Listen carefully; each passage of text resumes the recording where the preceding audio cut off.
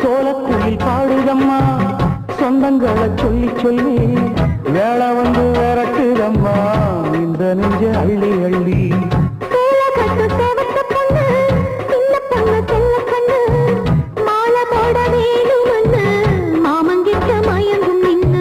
சித்திரை முடிஞ்சதுன்னா சேரும் அந்த வைகாசி அந்த நேரம் தெரியுமாடி மச்சானோட கைராசி